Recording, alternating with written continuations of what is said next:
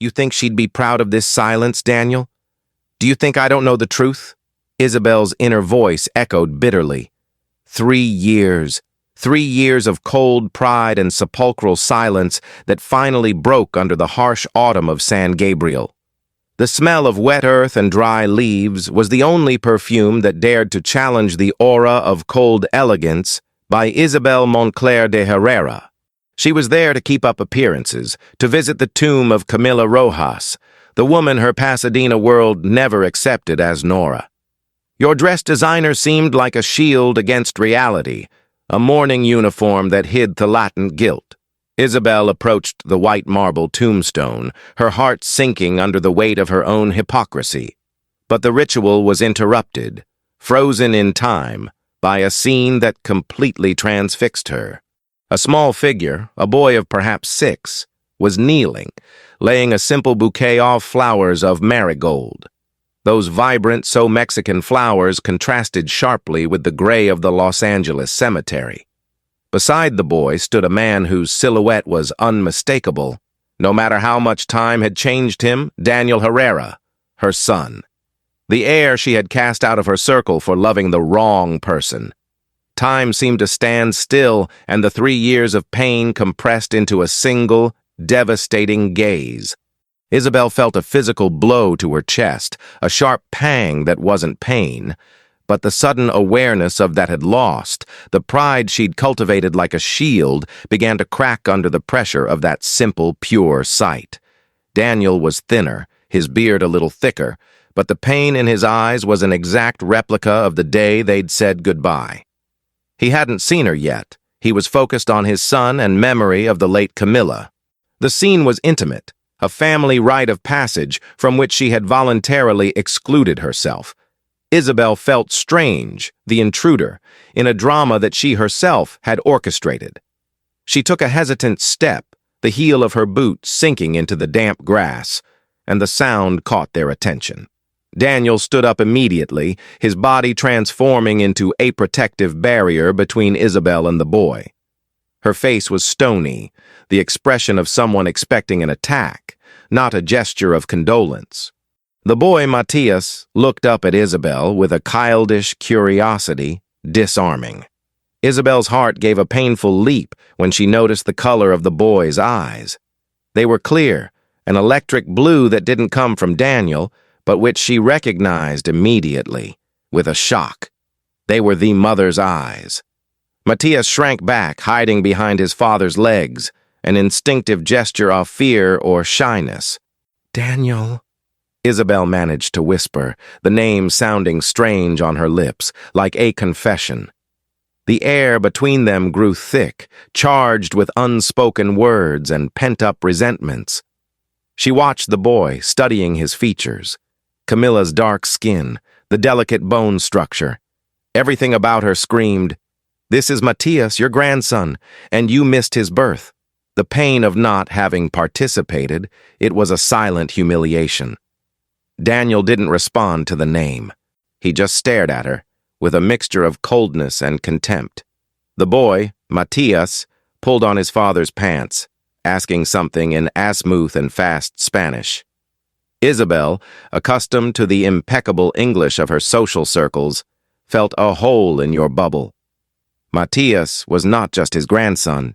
He was a piece of Mexico, of culture she had rejected. The contrast between the America of ostentation and the Mexico of the heart was there, in front of the tombstone. "What is this boy doing here, Daniel?" The question was stupid, dictated more by shock than reason. Daniel's answer was a blade, sharpened by old pain and recent grief. "He's here because he belongs here, Mother. He's here for his mommy."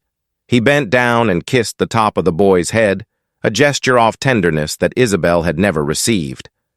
That kiss was a conviction heavier than any word. Isabel took a deep breath, trying rearrange your world that was crumbling. Matias looked at her again, and she felt the intensity of that childish gaze and curious. There was no malice, just the innocence that she had lost by choosing pride. The boy was the personification of love that Daniel had chosen over her money. And somehow, He was the living proof that she had been completely mistaken. Daniel cleared his throat, breaking the awkward silence that had settled over the flowers. "This is the first time I've brought him." He was confused, because we always light candles in Guadalajara. The mention of the Mexican city was a subtle yet powerful reminder of the cultural and emotional abyss that separated them. Isabel blinked, trying to absorb the impact of those Spanish words. She was a strange in their own family drama. The boy, for a moment, seemed to be preparing to ask something, curiosity overcoming shyness. But Daniel squeezed his hand and gently pulled him away, signaling that the moment of mourning was over. Isabel saw little Matthias walk away, carrying not only the flowers, but also a part of your own soul. "He doesn't know who you are, Mom. And maybe it's better that way." Daniel's sentence pierced her heart. "He doesn't know who you are, Mother. And maybe it's better that way." The sentence echoed in Isabel's mind, cruel and cold as the marble of the tombstone. Humiliation of being reduced to a stranger by her own son and grandson was a crushing weight, worse than any scream. Daniel was punishing her, but in a way that forced her to face your own failure. Isabel tried to take a step toward them, but Daniel's body, rigid and protective, was an insurmountable wall. The boy, Matthias, instinctively hid, like a small animal scared by a shadow. Daniel didn't use anger. He used a calculated coldness that hurt more than the explosion years ago. She tried to ignore the pain, focusing on the elegance of the scene, as if in asset of cinema. "Daniel, I just wanted—" Her voice trailed off. What did she want? A re-entry easy? The son just shook his head, a gesture of deep tiredness, not of hate. "We want nothing, Mother. We walked out of your life 3 years ago, remember?" Your voice was contained, dangerous. He bent down, speaking to Matthias in a whisper, mixing Spanish and English, a language she did not share. Isabel felt the loss not only of a son, but of connection with a new generation. Matthias, the boy, looked at her again, and it was then that she could no longer deny it. Light eyes, almost a sea green, contrasting with the dark hair and skinking of his late daughter-in-law, Camila. They were the eyes of a child who should have grown up in his Pasadena mansion, not hidden behind the father in a cemetery. Isabel saw the genetic combination of 2 cultures, her own and the one she had despised. The shock was deeper than pain. It was the recognition of habla de lo that she had broken. Matthias was their refutable proof of your stupidity. "He's my grandson, isn't he?" The question came out in a whisper, in English, language of their supposed superiority. Daniel sighed, a sound of deep exasperation, as if explaining the obvious to a late student. "Of course it is, Mother. He's Matthias, 6 years old, the son you never knew." He used English for factual truth, and the Spanish for grandson's name, a subtle touch of resistance. Daniel continued, his tone rising a little. "This is the first time he's visited his mother's grave, here in the States." The revelation hit her. Matthias and Daniel lived in Guadalajara and were just passing through, for the American mourning rite. The fact that Matthias had never met her was a slap in the face of your pride. She, Isabel Moncler de Herrera, the American socialite who valued pedigree and prestige of the surname, was a nobody to her own grandson. I didn't know he was that age." "What? When did Camila—" Daniel cut her off before she could finish her sentence, old pain turning her face into a mask of sorrow. "Camila died 3 years ago, Mom. Complications after Matthias's birth. You didn't deign to ask." The coldness of the news, delivered like statistical data, made her stagger. Isabel felt the air grow thin. Her head spun, not from the shock of death, but from late guilt. She had avoided the pain of loss of daughter-in-law by pretending she never existed. Now, reality was hitting her with the hurricane force. She had lost Camila and the right to be a grandmother. The price of your prejudice was the smile of a child who saw her as a stranger in the cemetery. Life, in loco, had presented him with the invoice for his blind elitism. Daniel, impatient, took the boy by the hand, ready to leave, toned the torture. "We need to go. Matias has to rest. It's a hard day for him and for me." The boy looked at the tombstone, made a little wave of farewell in Spanish. "Goodbye, Mommy." Isabel watched the scene, unable to move, trapped in the limbo of your regret. The contrast between the emotional discipline that Daniel displayed and the fragility of the boy was devastating. They were the family she had destroyed with your judgment. Matias let go of his father's hand, ran back to the tombstone and picked up a single flower of marigold. He looked at Isabel, and with a gesture of pure innocence, held out the flower to the stranger. "So you remember her, madam?" he said in a whisper, his voice soft. Isabel took the flower, the strong, earthy scent invading her nostrils. A visceral connection with Mexico. She swallowed the lump in her throat, unable to say a word, mask of coldness undone. Daniel saw her pick up the flower, and a glimpse of pain replaced contempt in her gaze. He didn't stop her from accepting her grandson's gift. Perhaps it was the last ray of hope. "Come on, Matias." This time his voice was a kind order, a limit. Isabel stood still, orange flower in hand, watching the figures of her son and grandson move away. They disappeared into the trees, leaving her alone with the weight of her arrogance. She pressed the flower, the soft petal against her leather glove. A silent promise. The pain wasn't just the loss of a daughter-in-law, it was the loss of the right to be a grandmother. Daniel's whisper repeated in her mind, sharp and humiliating. A mansion in Pasadena seemed bigger and colder than ever, a monument to empty pride, Isabel's. The silence was so oppressive that she could almost hear the echo of unspoken words and the screams of the past. Every Persian rug, every expensive piece of art seemed to mock his newfound misery.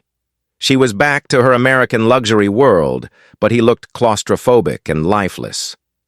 Isabel tried to compose herself, but the image of Matthias's face and Daniel's eyes haunted her. The flower of marigold was now on her bedside table, a morbid and vibrant warning. The memories assaulted her, relentless, coming back like a tidal wave. The day Daniel, with a choked voice, introduced Camila to him, simple woman from Guadalajara. "She's not for you, Daniel. She's a Mexican from the wrong side of the border," she had uttered venomously. Daniel's screams, the outburst of a wounded son be his mother's strictness. "You don't know anything about love, mother." And the last memory. The sound of door slamming and the sick satisfaction of having won the dispute. The pride that once sustained her was now a heavy armor, suffocating her. Isabel Montclair de Herrera had a name, money, and impeccable social life, but there was no more love. She walked into the living room, the family portrait still hanging, but with an invisible crack. The crack was her, the point of rupture that turned the family into a bitter memory. The loneliness of their mansion, full of possessions and empty of affection, was the perfect punishment. She tried to turn on the TV, seek distraction in superficial world that always calmed her. But her eyes were drawn to a Los Angeles journal that Daniel had left on the coffee table. The news, in a section of community events, talked about the week's charity exhibition. The title was small, but the name was big. Daniel Herrera, Building Bridges with Guadalajara. The article mentioned that his work focused on social projects to support single mothers and children at the border. Isabel read the article twice, admiration struggling with disbelief.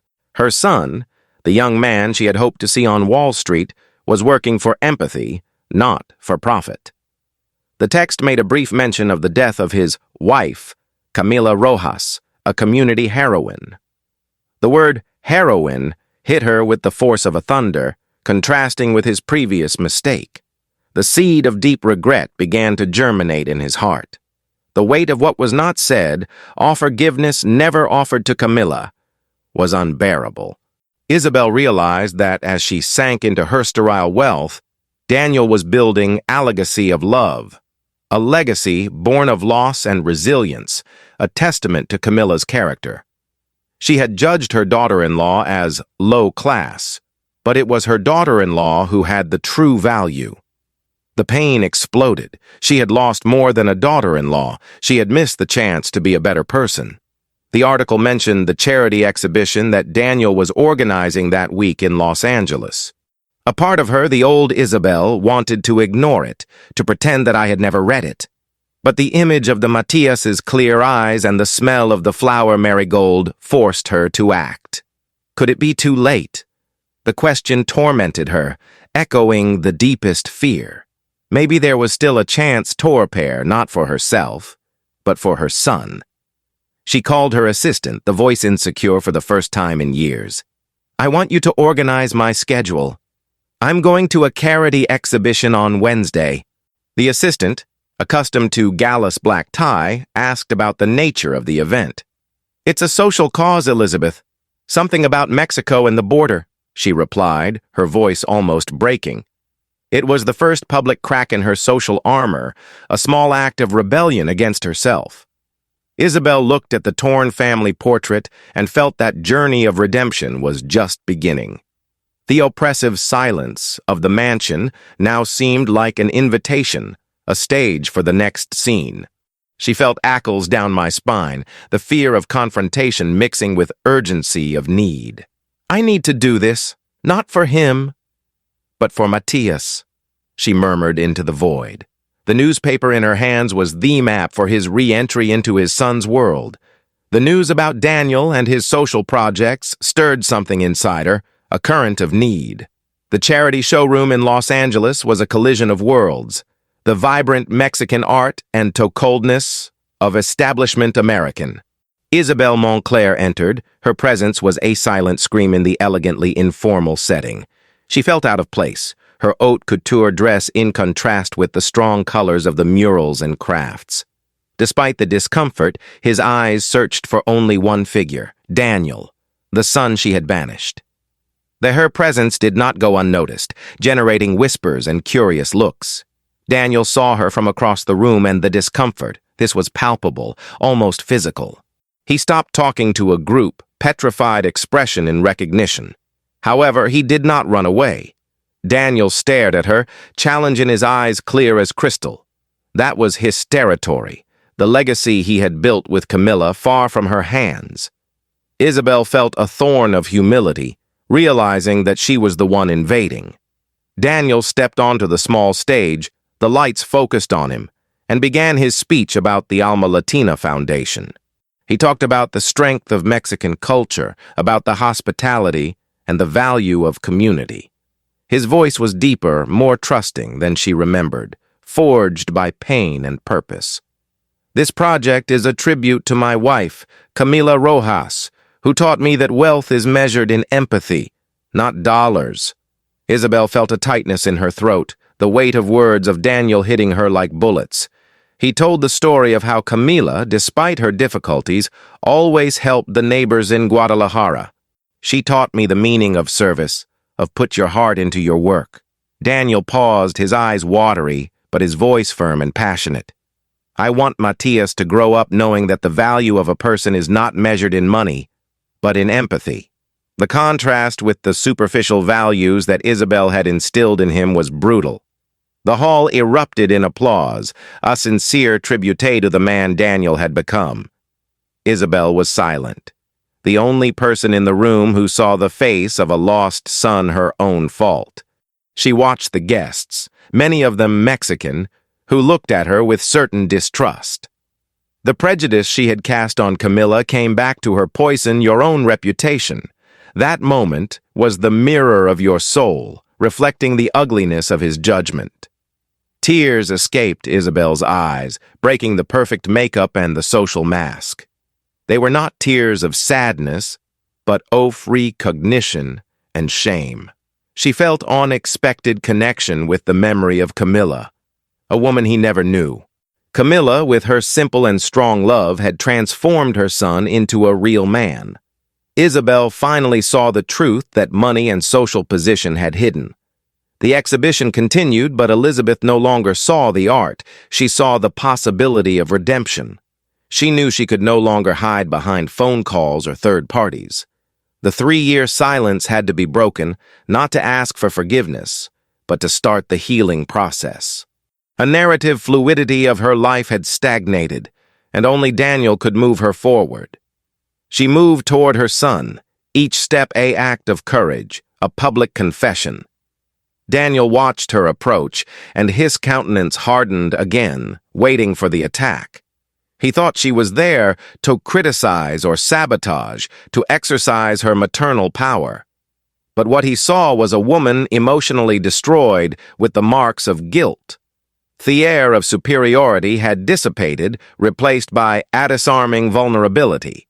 "Daniel, can we talk, please?" "Just 5 minutes," she managed, her voice hoarse. He hesitated, looking at the wristwatch as if time with her was lost money. Matthias's mother had taught him to be patient, to don't cut bridges definitely. "Okay, mother, but not here," he replied, indicating the exit door. The reunion had happened, but their battle was just beginning. Isabel nodded, a wave of relief invading her, mixed with the fear of what was to come. They left the hall together, but separated by abyss of years and resentments. The guests' eyes followed them, witnessing the dramatic reunion between the American elite and the Latino activist.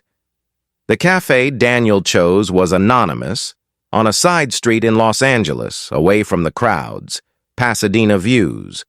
They sat, mother and son, separated by a small table and a mountain of unbearable silence. Daniel's cup of coffee was untouched. The steam was the single movement in the tension frame. Isabel broke the silence, her voice barely audible. "Daniel, I am so sorry for everything." The words rang out empty in her own ear, insufficient for the magnitude of her error. The request for forgiveness that she owed years ago was now a humble confession. Daniel stared at her, emotionless, without the glimmer of relief she had hoped for. "You don't have to tell me, mother. I know you are," he replied, his voice dangerously calm. He picked up the cup, took a long, bitter sip, and continued. "But sorry doesn't bring back the dead." A brutality of truth hit her, more painful than any curse. She was there to clear one's conscience, but he was there to protect Camila's memory. The conversation wasn't about her. It was about the ghost of his daughter-in-law. Isabel tried to reformulate, seeking the lost connection with his son. "I saw Matthias. He's beautiful, Daniel. He has her eyes." Daniel's face softened for an instant, the father's love overcoming her anger at her son. "Yes, and he's all she left me, mother. He is my soul." He returned to coldness, forcing her to face the Camila's legacy, not hers. "I know you don't forgive me," Isabel whispered, defeat in his voice. Daniel paused, looking out the window at Thesity movement, who ignored their drama. "Camila forgave you, Mom. Before I die, I don't know if I can say the same." Their revelation hit her hard. The woman she had rejected had given her the unconditional forgiveness. Camila, a simple Mexican, had a greatness of soul that the rich Isabel never had. He told her the story, the contained tragedy in her voice. Camila had passed away due to complications during childbirth, a risk she knew she was taking. "The doctors tried to warn me, but she was determined to have Matthias. He was her miracle. The last few hours have been pain and peace," according to Daniel, the Mexican faith holding her. And, in a whisper, her last words had been a gift for her mother-in-law who hated her. "She made me promise, tell your mother, Daniel, that I didn't hate her. That love is the only inheritance that is not spent." Camila's words, in soft Spanish, were a balm and a poison at the same time. Isabel Montclair, who valued the financial assets, was confronted with the spiritual wealth Camila's. Tashamiat was a high tide, drowning her in her own mediocrity. Isabel pressed the flower marigold that I had brought in my bag, the intense smell. She cried, Not the restrained tears of before, but a sobbing and ugly tears. "I don't deserve this, Daniel. I kicked you out. I humiliated you," she confessed. Her son watched the mother's collapse, and for an instant, the anger decreased. But the pain was too deep-rooted to be swept away by a late cry. "You're right. You don't deserve it," he said, standing up, ending the conversation. "But the Camila's forgiveness, it's a gift I can't take away from you. Use it well." He left her at the table, alone with her guilt and your bitter coffee. Isabel left the Café Tremendous, Daniel's words hammering in his head. The feeling that I needed to do something was no longer about my son, but about redeem Camila's memory. Not to be forgiven by Daniel, but to honor the woman who had forgiven his coldness. The blame was his new compass, pointing him to a path of sacrifice and service.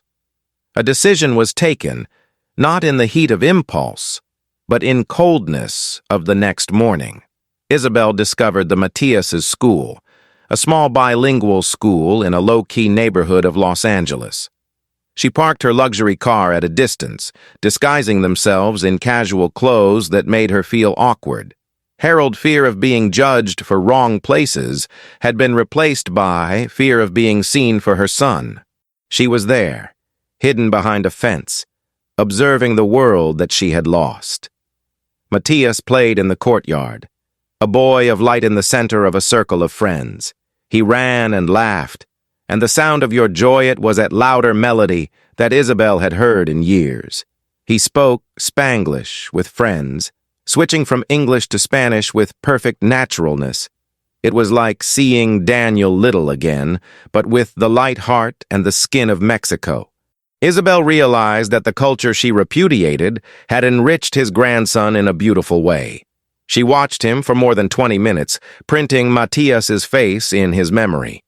Suddenly, the scene changed. The boy stumbled, falling to his knees on the asphalt ground. The crying was immediate, a sharp sound that pierced the frozen heart of Isabel. Without thinking instinctively, she ran, opening the gate and ignoring the rules of etiquette. Her reaction was pure, devoid of pride or any social calculation. Isabel knelt on the hot asphalt, ignoring the pain in your own elegant body. She supported the boy, wiping the dirt from his knees, first physical touch in years. Matias looked at her, light eyes filled with tears but without the fear of before. He was confused, but warm urgency her touch calmed him. "You're fine, my love." "It's over now," she whispered, the words in Spanish coming from somewhere deep. The boy snuggled into his lap for a second, and the smell of expensive cologne mixed with the dirt and sweat. He moved away a little and, with the disarming innocence of a child, asked the question, "Are you the grandma Dad doesn't want to talk about?" The question, in Spanish, was a spectacle of honesty, which completely disarmed her. Matias didn't see her as the socialite Isabel, but as the prohibited figure in its history. Isabel was unable to respond immediately, raw truth strangling her. She just hugged him, strongly and desperately, as if that hug could fix 3 years of error. Matias's small, warm body was the cure for your frozen soul. That one silence was worth more than 1,000 excuses.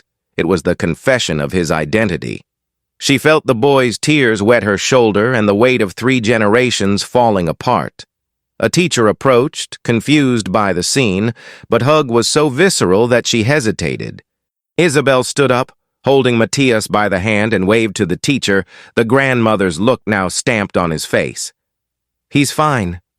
He just needs a minute," she said in calm, authoritative English. The boy, now calmer, squeezed her hand. Trust of a grandson. The simple touch broke the ice of rejection and pride she had built. Love, after all, didn't need words or money, just from presence. Isabel realized that it was not Matias who needed her, but she who needed him. Re-entry into your life had happened in such a way, humble and painful. Daniel arrived a few minutes later, called by the school and saw the scene. his mother on her knees, hugging the son, the dried tears staining her face. The shock replaced the anger, seeing Themom back where the socialite had left. Thessalent cry of love was louder than any words. Isabel was in her mansion, the stage of his former pride, when Daniel arrived unannounced. The flower of marigold was still in the living room, a stubborn symbol of Mexican culture. He saw her sitting, holding Asmol envelope yellowed and old. There was no more coldness or contempt in Daniel's eyes, just one cautious curiosity. He sat on the sofa, and voltage among them was vibrating rope, but not of hate. Isabel held out the envelope. I found this in the things you left, Camila's letters. The handwriting was delicate and firm, and the smell of old paper brought an aura of peace. Daniel took the cards with the reverence of one who touches a relic, Camila's name on the edge. They were small notes that she had written in the last months of her pregnancy, one testimony of faith and love that she had left to her husband and son. The first letter, in a poetic Spanish, talked about the fear of death and to hope for the future. My love, don't be afraid. Love is the only inheritance that is not spent. Daniel read aloud, the choked voice with emotion, and Isabel followed him, feeling the pain. Camila spoke about Matias, the miracle that made her face the risk of childbirth. She asked Daniel to never let your child forget his roots in Guadalajara. Isabel read the second letter, translating mentally Spanish for her American universe. Her daughter-in-law wrote about the forgiveness and true importance of family, even the one who had rejected her. Don't hate your mother, Daniel. She's just afraid to love. Show her that love is stronger than gold. The letter was a posthumous gift, and own life mission to Daniel. Isabel burst into tears, feeling the weight of generosity Camila's. Together, mother and son read the letters of a women who never really knew each other, as tears fell onto the paper, mixing with the old ink, a baptism of emotion. Daniel cried for lost love, and Isabel cried for soul that had rejected. Their wedding ritualit was at first true connection between the two in years. The barrier of pride between them was being sprayed by the legacy of a simple Mexican. Thessalence returned to the room, but now it was assolence of understanding and acceptance. Isabel Montclair was no longer the iron woman, but a mother in mourning and regret.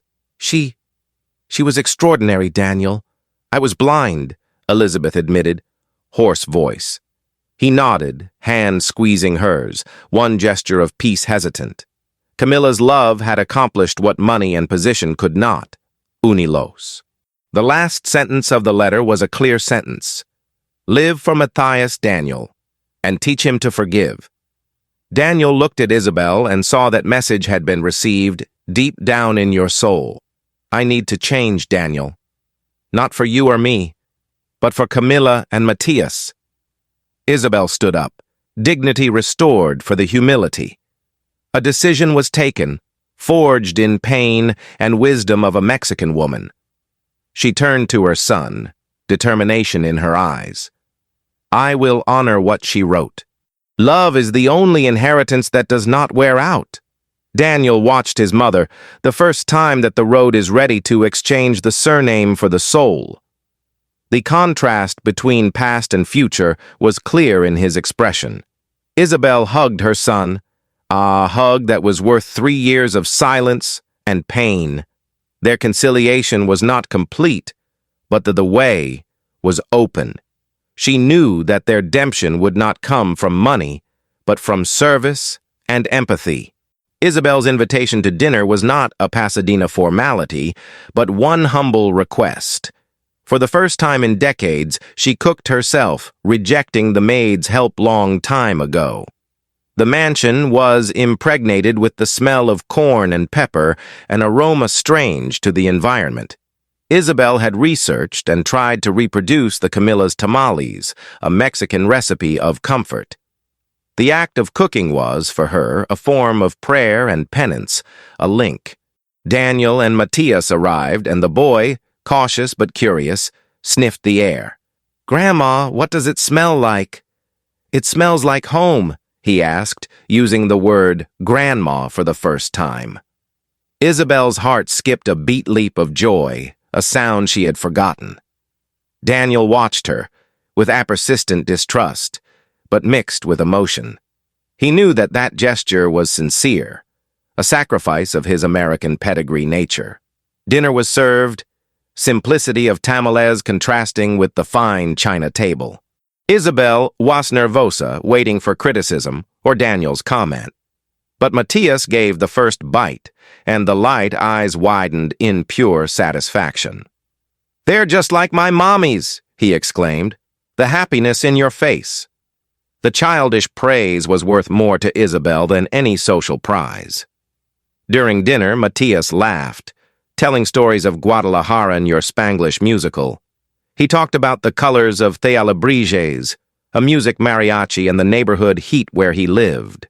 Isabel listened to him, absorbing the culture that she had banished from her life.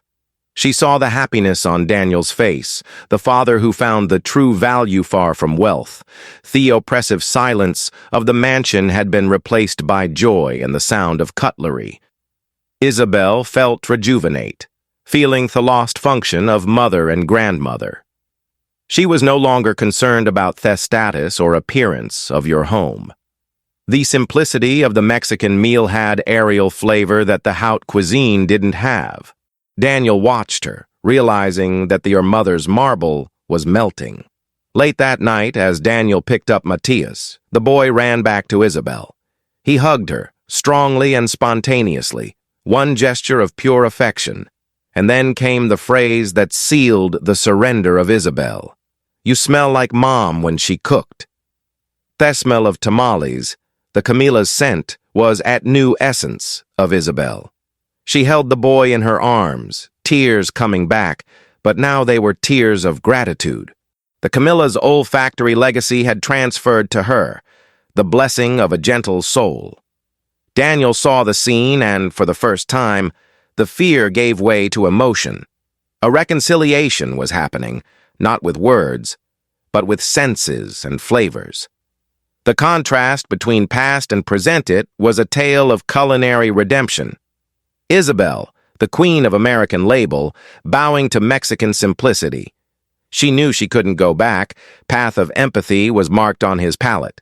The silence of the next day was different, filled by memory of Matias's laughter and the smell of corn. Isabel Moncler de Herrera was alone, but no longer solitary. She walked up to the attic of the mansion, a place forgotten and dusty of memories. There, in a dark corner, was the family portrait, kept since the argument. The dusty canvas showed her deceased husband, and a smiling 20-year-old Daniel. Isabel took the painting, feeling the rudeness of the frame where Daniel had torn it. The tear was a physical symbol of the breakdown of his family, a cut in time. She held it up to the light, examining the damage that his own pride had caused.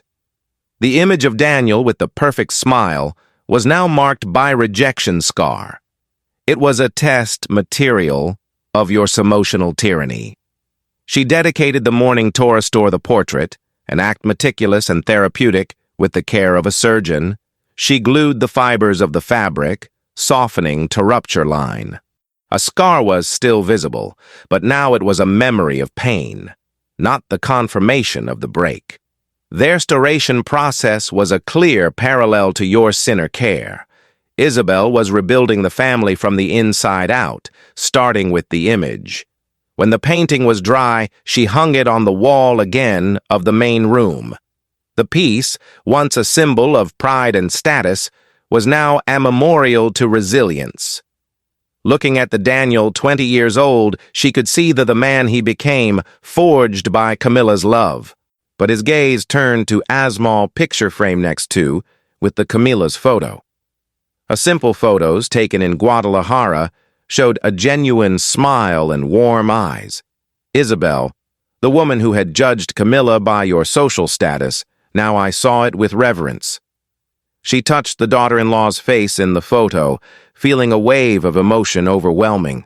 The late recognition was a painful confession. Camila was a true lady. The woman who had no money or surname had the wealth of soul that Isabel longed for most. Tears rolled down, falling on the glass from Camila's photo as a lot baptism. "Forgive me, my dear. I didn't see you," she whispered in Spanish, for the first time with sincerity. Ochoro era, a release from guilt, the end of your mourning for what she had been. She finally recognized the woman that her son had loved and that he had forgiven. A portrait restoration, it was at first stage and public reparation. Camila's portrait and Daniel's were now side by side, one unified family through pain and hope. Isabel decided that simple repentance was not enough to pay the debt. The pain had to be transformed in something tangible and permanent. A blame now became the driving force for a new mission. Isabel wasted no time. Decision had been taken in the silence of your soul. She started to visit shelters and community centers in marginalized areas from Los Angeles. Two Pasadena socialite walked down streets he never imagined he would step on, the discomfort turning into learning. In each single mother's face, in each look of a needy child, she saw fragments of Camila. A humility it was at new layer of his armor, forged in the sincere repentance. Isabel heard the migration stories of fights on the border and of broken dreams, mothers who worked in 3 jobs to give a future to their bilingual children. She saw the strength and resilience that Camila had demonstrated multiplied by hundreds of women. The contrast between his life of luxury and raw reality confronted at every step. An inspiration came as electric shock, one clear and urgent idea. The idea was to create the Camila Rojas Foundation, one monument of love and service, an organization dedicated to supporting single mothers with education, housing, and opportunities. The headquarters would be double, in Los Angeles, for the immigrant families, and in Guadalajara, for the Camila's roots. The legacy of your pride would be transformed into the legacy of his daughter-in-law. Isabel was exchanging power for purpose, the money for the soul. She called Daniel, the enthusiasm in his voice, the brightness of the new mission. "Daniel, I want to create the Camila Rojas Foundation. I want to use my money to honor her name." He heard her insolence, a cautious and suspicious reaction. A wound was still very open to accepting such a great gift of the mother. "Why, mother? What's your end game?" he asked, the pragmatic English back. The Daniels' questioning hit her, but she withstood the blow, knowing he deserved it. "It's not a game, Daniel. It's my penance. I'm tired of just have a name. I have a cause." She explained the details. Bilingual education for children, microcredit for mothers. The interculturality of the foundation was a symbolic bridge between the United States and Mexico. Isabel was putting your financial experience the service from Camila's vision. Daniel saw the sincerity in his voice, but the fear of being manipulated was strong. "Are you trying to clear your conscience or really change?" he asked, his voice firm. It was at key question, the turning point in their relationship. Isabel replied without hesitation, "I'm changing, Daniel. I have to. Matias deserves a better abuela." The mention of the grandson was the weak point, which made him give in a little. "I can help you with the connection in Guadalajara, but I will be the advisor, not the president." Daniel imposed his conditions, keeping the ethical control of the foundation. He didn't want the Camila's legacy become a vanity project of her mother. Isabel accepted immediately, humble in front of integrity of his son. The work together was the first step in your professional and family reconciliation. A Camila Rojas Foundation began to take shape, a painful and hopeful birth.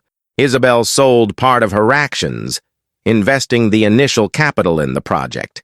She was exchanging luxury for purpose, and feeling was liberating.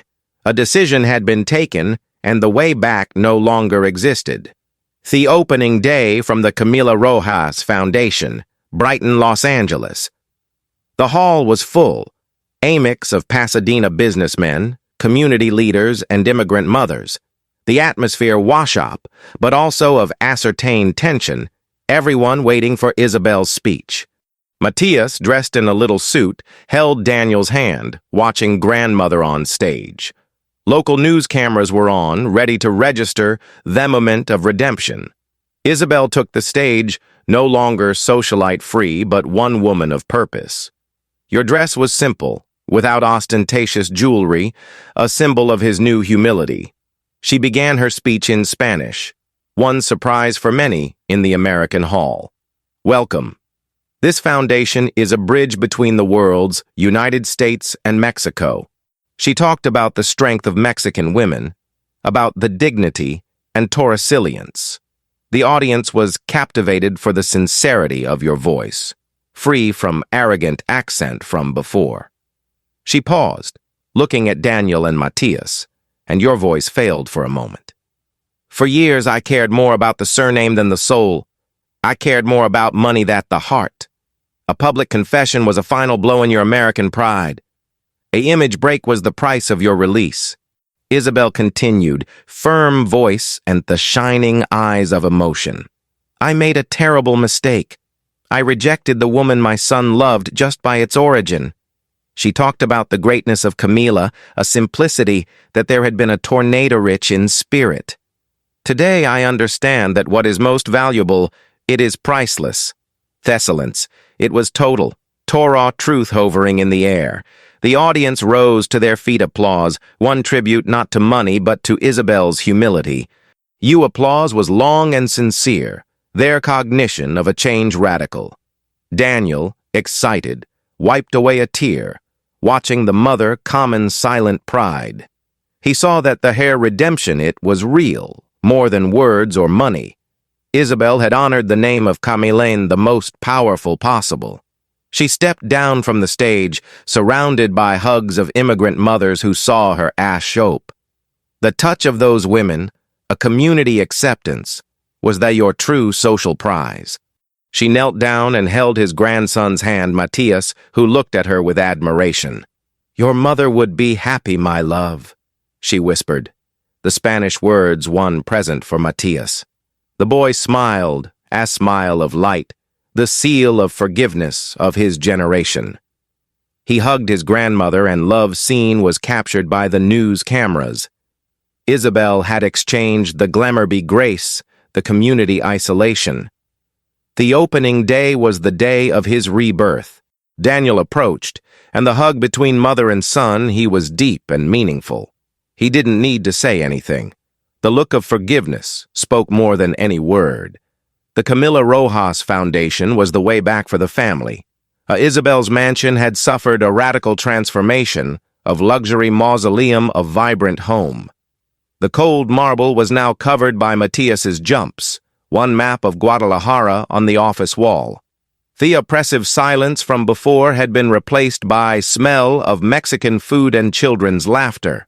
Isabel, errand lady, wore simple clothes and spent the afternoons reading stories for her grandson. She had changed the board meetings by Spanish classes with Matthias.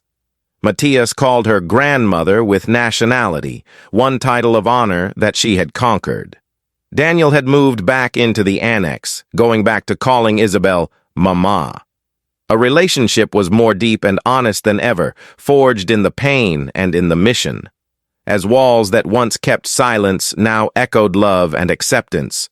Their stored portrait of the family, with Camila's photo next to it, was the new iconography. A Camila Rojas Foundation prospered, a symbol of success for the bilingual community. Isabel and Daniel worked side by side, a American experience, her joined to Mexican passion his. Then aerative fluidity had been restored. Herrera Rojas family was a new entity. Matthias was or I live it, a perfect mix of the two cultures. The happiness was in simplicity of at a Mali dinner that's it reading a book in Spanglish. But the Isabel's past was a persistent shadow who wouldn't let her go easily. One formal dinner was organized for the directors of Holding Montclair, the Isabel's heritage. The atmosphere was tense, with the judgmental looks about the Isabel's new life. The chairman of the board, a longtime partner, looked at her with professional coldness. Isabel, we need to talk about your recent activities. The foundation is a liability. The partner claimed that the social work was damaging the image of exclusivity of the company. You are associating the name Montclair of border issues and lower-class mothers. He threatened cut financial support to the foundation if it does not move away from the project. The money, the old enemy, was back to test your redemption. Isabel felt the anger go up, to ancient flame of combat rekindling. She looked at the Daniel's face, who was at his side, ready for the fight. The fear of losing everything was real, but the fear of going back to being the old Isabel was bigger. The Camila Rojas Foundation was now most important than yours financial empire. The completed was a character test that she was willing to face. The past returned to force her to choose between the status and the soul. She remembered the words from Camila. Love is the only inheritance that is not spent. The hug from Matthias and the Daniels' smile were your new capital. The partner threatens the foundation's support.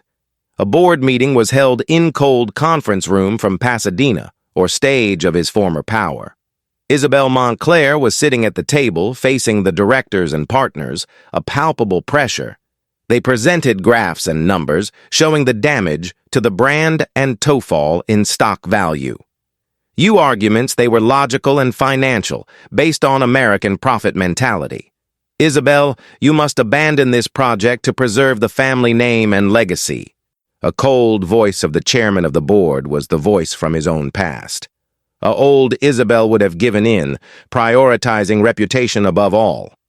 But then you, Isabel, forged by the love and pain, he was resolved. She looked at each director in the eyes with a calm down they didn't expect it. I understand the market logic, but the legacy is not measured in profits. She changed the language of Wall Street for the language of the heart. I'm no longer afraid of losing what never made me happy. A confession was Assalenst bomb in the meeting room. Isabel looked at the main partner and said with firm, I resign from the presidency. The shock on the directors' faces was the proof of your release. She was exchanging corporate power for the freedom to be human. She didn't stop there. I'm going to donate a significant portion of my fortune to Camila Rojas Foundation. A donation was an act of sacrifice that sealed his change. She was using the money to destroy one's own power and build a purpose. The Montclair heritage would no longer define it. The Rojas legacy would be your new identity. The contrast between wealth and empathy has never been so blatant. Daniel was waiting for her in the car, anxiety in his face. He saw her leave the building, head held high, and I knew that the decision had been made. And then, Mother, did they win? He asked, heart in hand. Isabel smiled, a smile of peace that he had not seen since his childhood. We won, my son. I am free.